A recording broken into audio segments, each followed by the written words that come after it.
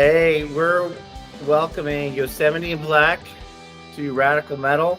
What's going on? Great What's to up? have What's up? What's up? Hey, I'm curious, just right off the bat, you guys been doing a lot more interviews lately, or is this This gonna? is the first interview we've done since Cold Shoulder dropped. Yeah, man. Oh, really? Yeah. Well, I feel honored you guys are here. I say this quite authentically that I've become a very fast fan in the last, couple weeks. And I started watching. Yeah, no, and I'm being absolutely serious. I mean, Cold Shoulder, come on, congratulations. Thank One. you. Thank you. Yeah, thank you. The video is great. I love it's getting so much traction. You know, when I listened to it the other day, and that's when I texted Jay Crash. I'm like, dude, Yosemite in Black, WTF? Jay's the homie, man. Oh, he's so great. But it was at like 200,000 views, and then I just checked. It's probably more now, but a couple hours ago, it was at 309,000 views. I mean, well done, guys. Yeah. That's got to feel good. Yeah. And that's still kind of old stuff, right? Yeah. I just bought the. So I'm being serious. A very fast fan. Oh yeah, so I bought Pursuta. That's the box set that's out now. Yeah. But gosh, what am I thinking of? What's Cold Shoulder on though? Cold Shoulder is off our upcoming album, The Pursuit of. Okay, well, cool. Well, I ordered the music that I'm falling in love with, so that's great. That's good to hear. Yeah, as long as you like it, who cares what it's off of? Yeah. And hey, for everybody watching, this is Luke and Mike. We call him Perfect Mike. He's perfect. My first question's for you. You're the new guy. Because you're right. I mean, not for a while, but compared to Dylan, Luke, and Cody, right? You're the new guy. I am, yeah. So how'd you meet each other? Yeah, I had gotten home from school and I was just looking for gigs, trying to do music full time, and I was scrolling through Facebook and I saw Dylan posted something where it said, "Hey, we're a hardcore band. We're looking for a drummer." And when I saw the post, it was already a couple months old, but I thought I'll take a chance and hit him up. And I showed up at the first rehearsal and we just clicked, and we've been going since, man. Yeah. We had always kind of had bad luck with drummers, like not necessarily like bad people, but like it was just kind of a thing where like something always went wrong, or like there was always drama or some bullshit, and then we're like, fuck it, let's just look on Facebook. And so we're posting on Facebook. We keep, we'll get like the weird messages. It's like, oh yeah, we'd love to play drums. I don't like have a drum set per se, but and then Mike hit us up, and it was just like he said, we just clicked. It was like instant. Like we found the puzzle piece. This is our new best friend. Yeah, like it was awesome. Well, it's not easy, right? That seems very fortuitous to vibe together in the right way, and you guys are vibing the right way. Dude. Yeah, good. You can't sleep in a car with somebody you don't like. Yeah, that's really cool, man. And Luke, you played drums on some of the recordings in the past, right? Yeah. So, like when I first joined Yosemite, because at first it was just Dylan and Cody, and they had another vocalist, and Dylan was like paying me to play drums, like I was like a fill-in drummer. And I told him, I was like, yo, like I'd love to like be in the band full time. I don't really vibe with your vocalist, so like could we like maybe do some rearrangements? And they kicked him out, and I became the vocalist on my birthday. You must have had some experience. I mean, how do you get the skill to, and the what's the word? I don't know how you can. I'm the old guy, by the way, so I'm 48. So it's funny. I was gonna say this too. One thing 48-year-olds say a lot, especially metalheads, is I don't really like the screamy stuff. You almost put it on a card or something. Yeah, for real. But I like your guys' stuff. Thank you. And so, but I don't know how you have the it's a certain skill to be able to sing that way.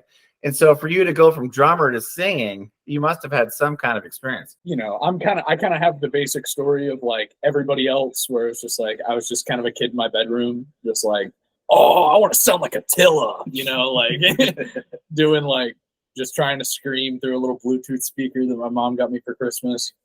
And then I just kind of kept it up, I guess. Drums is like my first instrument. That's my baby. I still play drums in like local bands around Atlanta just for fun, just because I love it. Yeah. But my background is super in like musical theater. So like I always consider myself way more of a performer than like a musician, you know. Yeah. I think much more of a live experience. No, that's cool.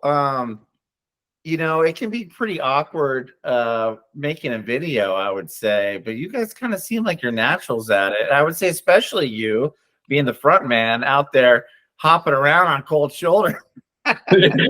Yeah, I mean, you know, it's like there's not much vocals in that song, so I got to do something interesting.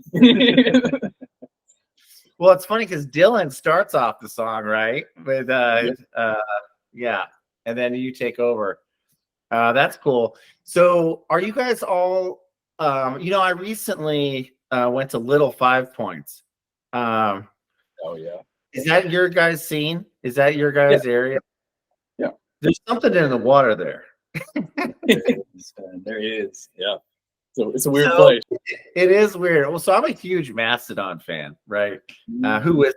But and so I've become friends with some of the Mastodon adjacent folks, like Jay, because he's at Ember City, and Kelly Hester with the Death Pickles, you know, that kind of stuff. And I went down there in January just to get some for my birthday, for like some daddy time where I could do my own thing for a little bit. And so I got to know Little 5 Points a little bit. So I saw a bunch of bands at Star Bar. Now, how many times have you guys played at Star Bar? Is that? I think I've only played there once with you guys. Once or twice. Yeah. If you guys said 0, I would have been very embarrassed. But I feel like I feel like I played there at least once. I feel like all the great bands down there got to play there. It's a pretty legendary place. Yeah, it's awesome.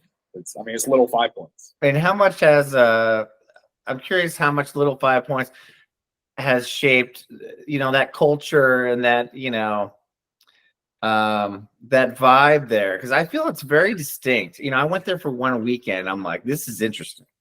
This is really cool. And having never been there before, it was palpable. But how much that scene has influenced you, or am I totally off? Is it really more somewhere else in Georgia? I think Little 5 definitely has its own group. The last couple of years, we've really played a ton of shows, more so in like East Atlanta. But I mean, Little 5 there's always something happening, man. It's crazy. It's yeah. I mean, it's like the hipster part of Atlanta. Yeah. You know, it's the flannels and Ray-Bans. You know? It's like that's the crowd that's around there. So it's like, you know, there's definitely cool shows that happen there. It's like not everyone that's going to Little 5 Points is going to vibe with heavy music all the time. Mm-hmm. So it's not like there's heavy shows going on at Little 5 24/7. Right. But like East Atlanta, you can straight up just pull up to East Atlanta at any point, and there's probably a fucking deathcore band playing across the street. Oh, that's really interesting, because when I was there, it was definitely heavy shit. Yeah, I mean, they happen. But for the guy who's there one weekend, the only time I've ever been there, you think this is what it is every weekend. So that's funny. Pretty as a Peach. So where does that come from? That's not the name of your new album. Where is that coming out of the ether and just a total weird thing that I'm thinking of, or is that from something? Like peaches are like our whole thing because we're Georgia boys. You know, it's Georgia peach. We actually all have matching peach tattoos as of our last tour. And I remember the day we came up with it. We were at Mike's house. We had just finished recording the EP. We all had a little sleepy over and brainstorm. And we were just sitting there. We were looking up Southern sayings. And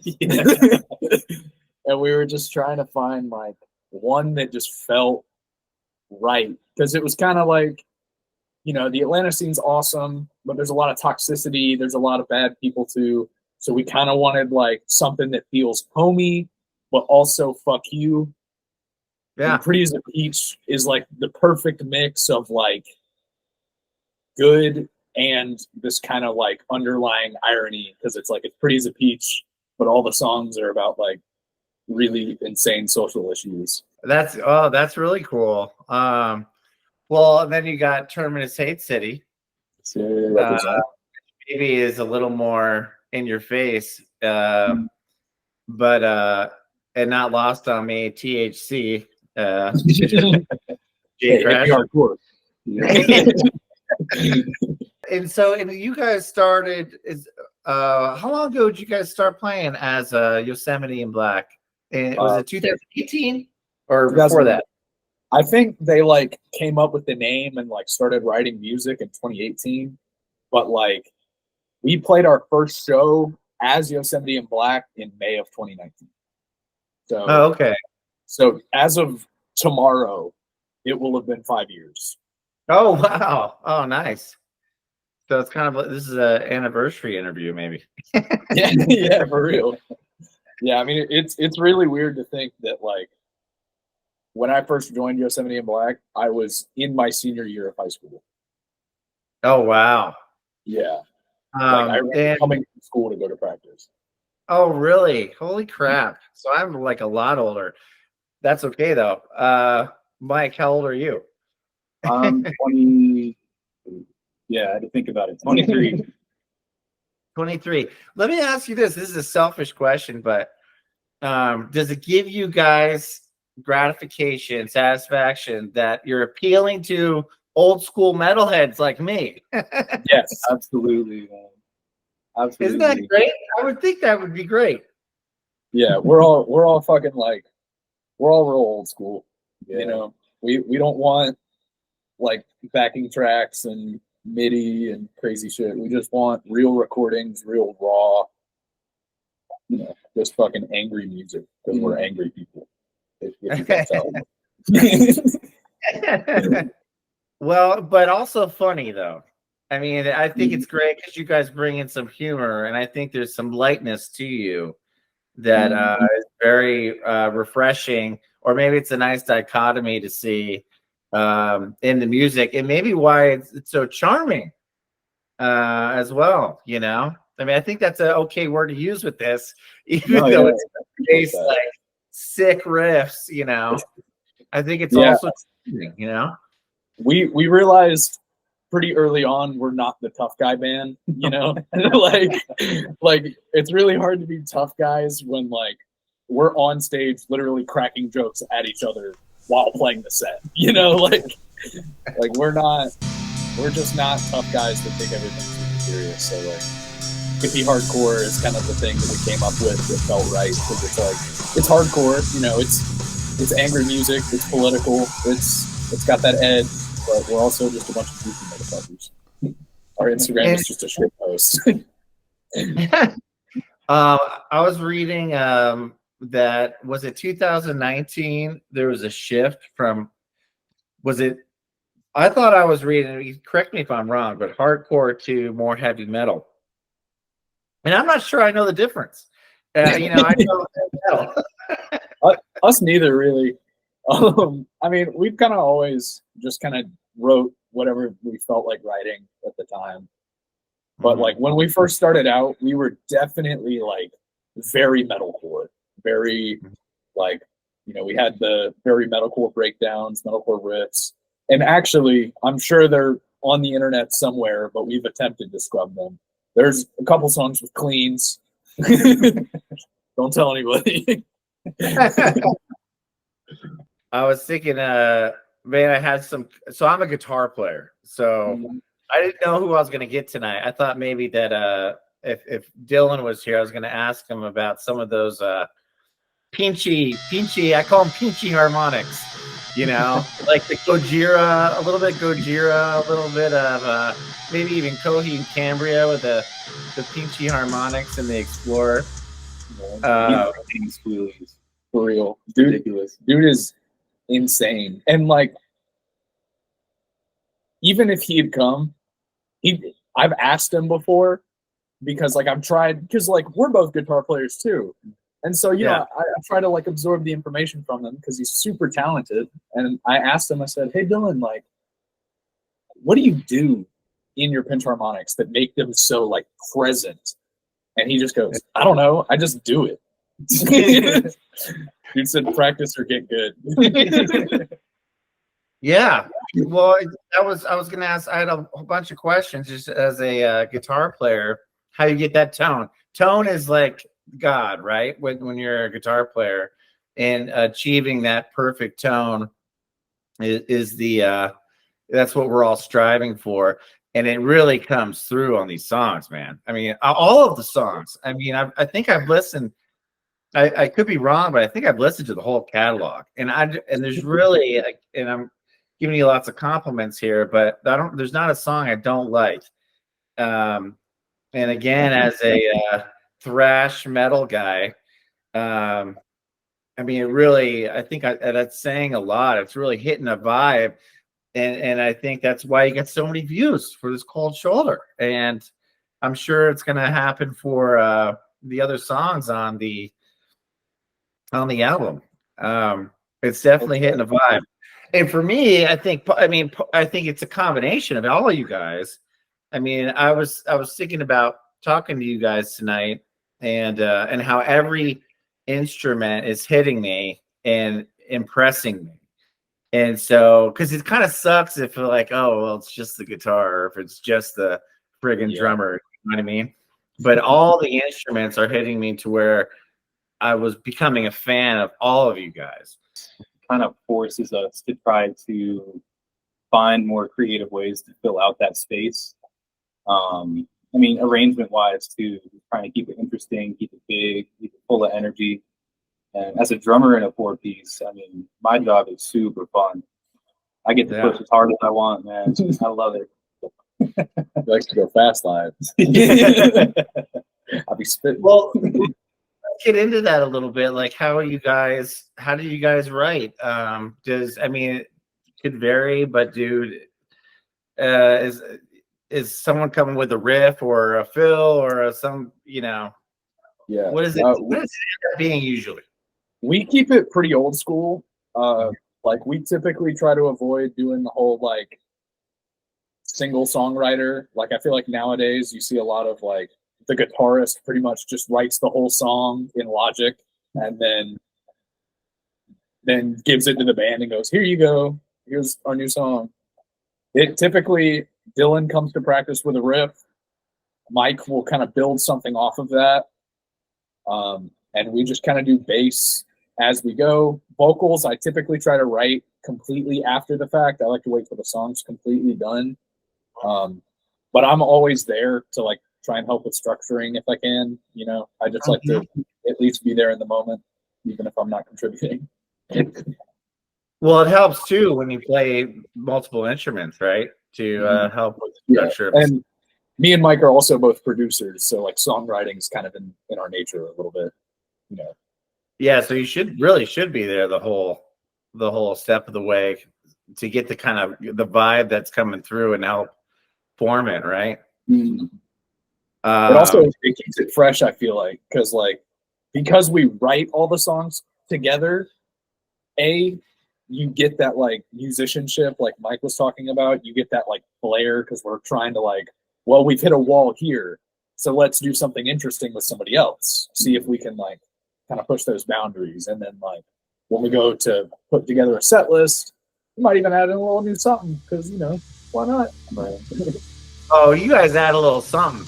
Those the thing I think of immediately is those what do you even call them? What are the kids calling them these days?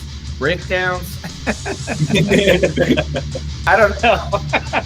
but yeah, seriously, those transitions though, that just like they're just pounded on the heart, are so sick.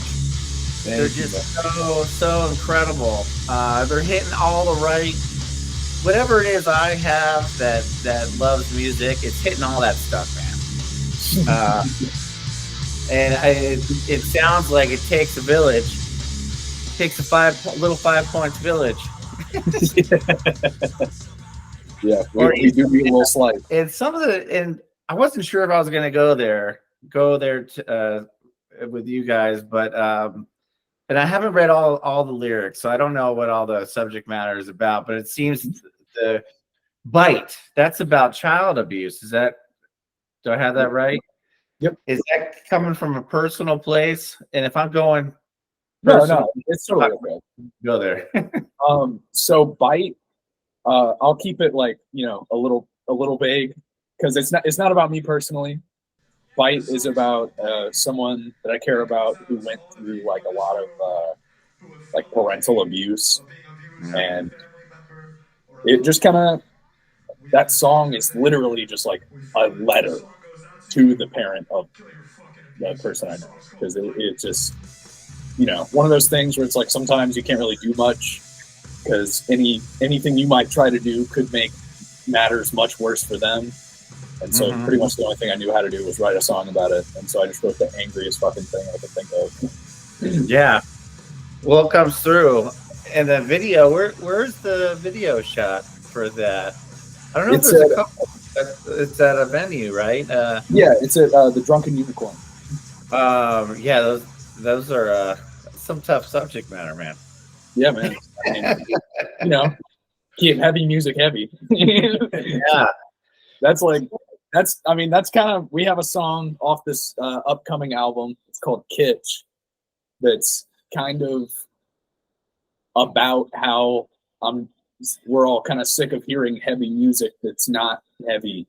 Like, it's like, yeah, everyone can write a fucking song about how their girlfriend broke up with them. Like,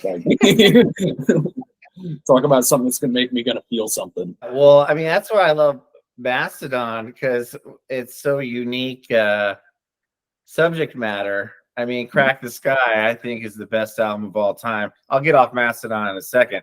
But what about astral projection? Them meeting Rasputin.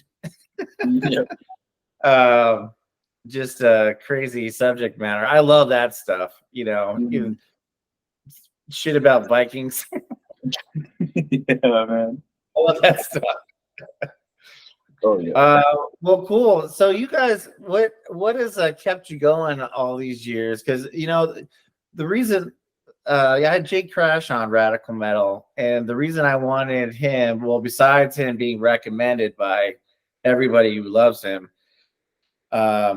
is that he's following his passion and he's committed to it despite the the inherent challenges of, well, one, following your passion, but music, it's hard, man.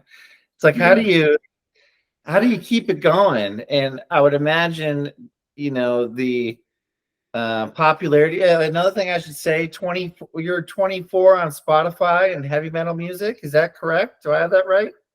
That's huge. I think it was on iTunes. We were number 24. Yeah. iTunes. Oh, that's amazing. Yeah. Well, so that's got to be encouraging, and you put fuel in your fire, right? But yeah.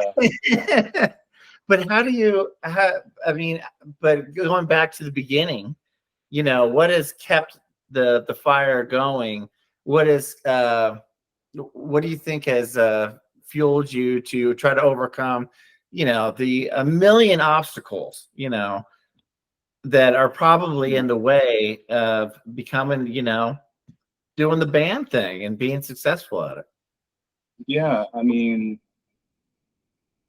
I think a huge part of it is just in Yosemite and Black specifically. I mean, we're making music that we would want to listen to. We're not really trying to chase numbers or chase people's attention. this is absolutely a passion project where we're just putting in everything we can. And if people like it, which they seem to do, that's amazing, you know, and that's definitely motivation for us. But I think even through all the logistical stuff, all the administrative stuff, which I mean, we're still very new at and learning, and it's super frustrating sometimes. But just being able to come together in a room and pump out tracks that we're unbelievably proud of. It's just what keeps us coming back, man. Yeah. I mean, I feel like the fall of every great band has always been over something like money or something stupid. You know, it's like, I want to keep the driving force behind Yosemite and Black to be that we love doing it. Yeah. As long as we fucking can, you know? Yeah, I mean, we're friends before we're bandmates, and I think that helps a ton. For real. Spend all our fucking time together, and then we're like, cool, all right, y'all want to play games later? You know, like, I think that comes across too. Again, I think that's part of what's endearing about you guys and part of that charm, you know, that's coming through the music and why it's so interesting to people to get all these, you know, the hundreds of thousands of views now. And so I guess I imagine that along the way, you know, 2008, 2019 to now, you've been able to create things that you feel great about, and that's kind of like kept you going. Exactly. Yep. And I mean, seeing all the people is like another big one. It's like not even, you know, obviously up until Cold Shoulder, we weren't really pulling the best numbers, but like we still went on tour. You know, like we knew we weren't going to make pretty much any money, but we did it because we loved it. We did it because like playing for anybody is the coolest thing on the planet. Right? We've played shows where there's literally not been a soul there except for the other bands, and we have the best time of our life. Yeah, those are some of the best shows we've played. Yeah, it's because we always get drunk when they're still in there.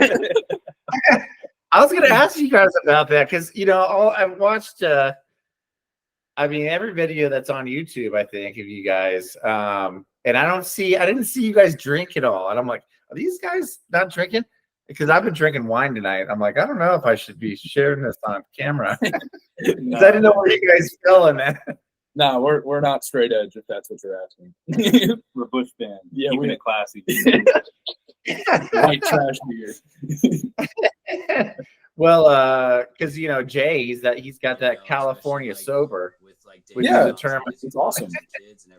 I'm super proud of Jay. I think he's like just over a year sober as of like a couple months ago. So that's awesome. Super happy for him. Yeah, and killing it. You know, totally killing it. Wow, what a great guy Jay is. For real, man. It's the same. It's the same kind of vibe. I mean, that's kind of one of the themes. I'm still figuring out what this show is, but that's one of the themes: is following people and talking to people that are going for it. That have, I think this is Walt Whitman, hitch their wagon to a star, you know, and just go where it takes them, you know, and not afraid to do it. Which That's is why we were something so drawn to Jay. Yeah. Are you guys on Terminus Hate City label then? Is that how it works? Yes. Yeah. Yeah, that's cool. I wasn't sure, you know, how to follow it because that's what I thought. But then the folks that posted the video, I think it's the folks who shot the video, posted. Yeah, LCY Media. Yes. That's not Terminus Hate City, but that's just who filmed it. Yeah. So LCY is a cool place called Lawn Chair Youth. And for anybody watching, they're the people who make those black and white hardcore videos that take up your Instagram feed all the fucking time. They have for real done so much for the scene. It's a like completely DIY, like hardcore venue, studio, everything. Like they've always been super fucking awesome to us. They've been awesome to all the other bands that have worked with them. I don't know if you know Heavy Hitter, but they also pretty much have the same story as us, blowing up via LCY. We've played some shows there. They're just they're awesome people. They love working with the scene, and they've done so much for it. They do incredible work. Incredible work. So where do you think it goes? Because I feel like the heart, again, back to these 48-year-old words, but endearing, charming stuff going on here. That's so compelling. Is part that comes from the DIY spirit, which I feel Jay is representing. And Jay is a big hero in my mind for the local scene and promoting local music. Absolutely. And so what happens now? What happens now when you got 310,000 views? You keep it fucking DIY. That's what you do. Yeah. We recorded, mixed, and mastered Cold Shoulder completely DIY, along with the rest of the album. And we're planning like a month-long tour in August, going pretty much across the country, completely DIY. You take everybody with you. Because, I mean, I feel like where a lot of bands fall off is as soon as they get that little bump up, they're like, all right, time to change everything. So, well, it's good. You guys are learning from all the mistakes of everybody before you. Trying you to. know? Yeah, for real. Trying to. Playing this shit by ear, man. Yeah, playing it by ear, but doing a great job. And it's funny, I'm thinking of, so I'm in this band that we haven't played in 2 years. I don't know if we're broken up yet. We never, it's this weird lady back here. Trying to, and we recorded some great music. Actually, music I'm very proud of. But we haven't played in a while. I think that's what kids may do to you. It's funny. I'm thinking of some of our conversations, and even us. I remember having this conversation with another band member saying, if we ever were to hit a stride or hit it big, I think we need to divide everything equally amongst everybody, because so we can avoid all these pitfalls that the VH1 behind the music pitfalls of the early years. And then one guy, I kind of feel bad talking about the story, but one of the guys was like, well, I wrote that song. And I'm like, oh yeah, I know, I get it, but but other people have made contributions, and and other people wrote other songs, so you just call it even Steven, and avoid the VH1 music drama. That's the best part about that. 25%. Yeah, easy. Yeah. Yeah. I mean, I love the way that we do it. We'll split like door sales between the four of us. Everything else goes right back into the band bank. It's just so easy. Everyone's happy. We get our $20. We can buy our Whataburger or whatever we get. And we still have stuff for merch, so we're not coming out of pocket every 3 months. It could be two. Yeah, for real. I truly think that, again, I don't want to talk about age so much, and I probably already talked about it enough, but I feel like your guys' generation is a smarter generation. I feel like you guys are learning these lessons. And a lot of us older guys are stuck in the same ways, And all that information is out there. I mean, we can look at bands that fell apart and see why they fell apart and how. And on the other side of that, we can look at bands that are doing really well and look at the numbers and try to understand what they're doing right. And the information's out there. The information is super out there, because like one thing I realized pretty early on is that like most of these bands that are doing well, you can just fucking ask them. Like I feel like everyone is so intimidated to ask for help, and like you shouldn't be at all. Like that's what I've tried to like tell all of my friends that are in bands. I'm like, if you need any advice, like I don't know fucking shit, but like if you think that I might know something, ask me and I'll tell you what I do know, because we're also super, super against, as a DIY band, super against like people who paywall music industry information. This is a creative space. People should be able to flourish as much as they can for any sort of budget. You know, you shouldn't have to spend money to learn how to fucking post an Instagram reel. Agreed. And if you need help, just ask Jay Crash. Yes, Right. absolutely. And that's cool too, because especially all the great music coming out of Atlanta too. You guys, I mean, do you see the bands you admire walking on the street a lot of the times? Like, I don't know if you are Mastodon fans, but never seen Mastodon. Yeah, not Mastodon. No. I mean, like, I don't see most of the like Atlanta hot shots you're not gonna see too often. They're doing their things and like, you know, not too connected to the local scene. But I could name 100 Atlanta bands that I'm absolutely inspired by that are local or regional. Yeah. and accessible. It sounds like.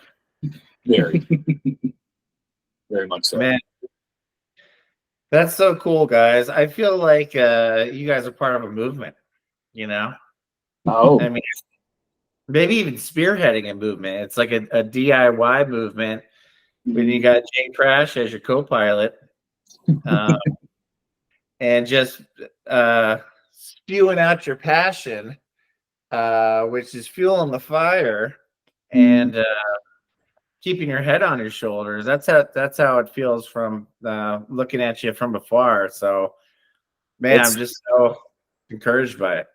That's a pretty accurate picture, man. Because, like, through all of this, with us, you know, the video kind of going crazy, and you know, a very sudden surge of followers on Instagram, it's been very, very comforting to have someone like Jay to kind of lean on a little bit and be like, "Hey, man, you know, what the hell do we do right now?" like, you know, Yeah, well, some fucking asshole we did not expect to chart. Isn't that crazy, dude? Minds must be blown. I mean, oh, that's so great. Yeah, well, I don't have any advice for you. No, I think it's great. And I really appreciate you guys giving me some time. I think this is going to be fun to post. Hey, is there anything I should have asked you that I didn't ask you? There's 8 songs on the album. There are 8 songs. It's called The Pursuit Of. Also kind of a, you know, just like title that we just came up with. Yeah. Cold Shoulder is the only song that makes sense on the album. Yeah. But we hope you'll still love it. Yeah. In fact, every interview we've done that The Pursuit Of has been brought up, we've warned everyone it's not going to make sense. It's going to be good, but it's not going to make sense. None of the songs sound alike. Well, I can't wait. Yeah, man. I got the whole box, the box set. So what's included in the box set? I believe it's a vinyl, a CD, and a cassette. And I think Jay said he's going to throw in some stickers. Cut that out if he doesn't. Well, you know, Jay, let me tell you a quick story about Jay. So he was on the show. I went to Atlanta back in January. We hung out. All the people I was going to hang out with in Atlanta, none of them came through for valid reasons. But Jay was there. We got a burrito at Elmire. And he gave me all this stuff too. He gave me 3 Anti-Sapien, like all these records that, you know, that are on Tremors Hate City. Not your guys, because I was like checking them again. I'm like, hey, Yosemite and Black's not in here. But and this T-shirt, and then I left it there at the Star Bar because I got too drunk. And then I hit him up. I'm like, dude, I'm so sorry. I left all this stuff that you gave me there, and he sent it to me. It was just very, very, very cool of him. But now I'm looking forward to the next package of your guys' box set. It's gonna be great. Yeah, man. Jay, like, one of the main reasons we wanted to work with Jay so bad, kind of from the get-go, was far before we even started like playing shows that were booked by Terminus 8, you would just see Jay. Yeah. Like he was just at shows, and like when it kind of came around, we started playing shows for him, and then we kind of had the idea of like, oh, you know, I wonder what Terminus 8 City's about. Like, we wanted to sign with Terminus 8 because Jay is active in the scene. He is somebody who is vital to the scene, and it's like that's something we actually want to be a part of, not just to have somebody to print our shit, right? You know. I feel if he's not already, an Atlanta legend in the making. Absolutely. You know? Yeah. We were banging our heads to Drifter when I was there at Star Bar. Yeah, I mean he's a fan, right? That's what you're saying. He's a fan of the music. That's why he's out there. Exactly. And who can be a sober fan? Who? Yeah, for real. That's a sight to fucking see, man. You never see him much. Well, cool guys. Hey, I really appreciate your time. I want to let you go. I want you to enjoy your Tuesday night. I don't know what's on the docket for this evening. I'm probably gonna go to bed. I hear you, man. Where are you guys at right now? Where is this with all the guitars in the back? This is my studio. Nice. Is that where some of the recordings then? So we did all the recordings for the Pursuit of at Mike's studio. Yeah, he was the big man doing all the press and record, setting up mics, being the big engineer, and then I did all the mixing and mastering here. Oh wow! And you guys know how to do that? That's amazing. I don't know any of that stuff. That's the DIY spirit again. Yes, sir. YouTube that shit or ask somebody. Like I was saying, it's out there. You know, I was thinking about it because we have a couple songs. It's funny. I don't know if it was Logic that we used.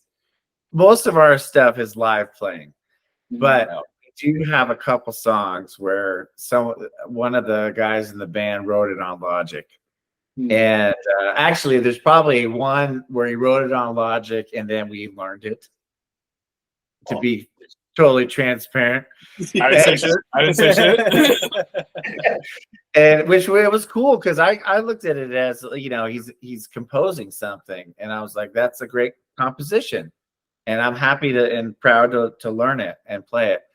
And then there's one song I think we have on what is it, SoundCloud, that is just the Logic. It's like my vocals are the only natural thing on there. And the rest is Logic, because we never got around to recording it live. But I think I feel like I should clarify, like, I'm not shitting on bands that do that kind of thing. I'm just saying we're old school. Like, that's all. Yeah, I think objectively it's the more efficient way to do it. Yeah. But like, brains just don't work like that. Yeah. Me and Mike are in a side project thing, and like that's how all the songs are written in that band.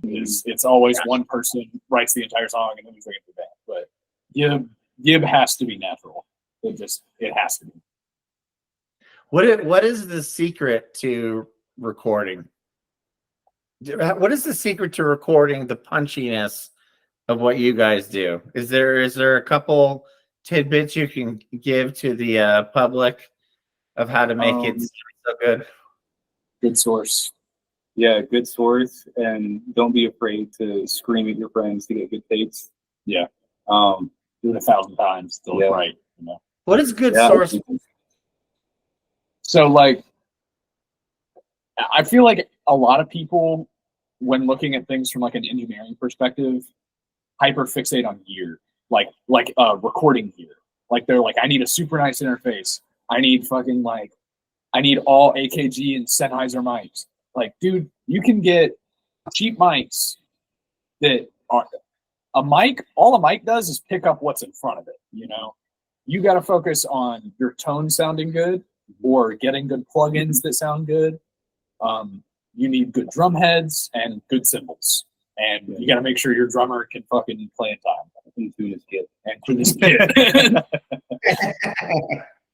How many takes did you have to do, Mike? On How many takes?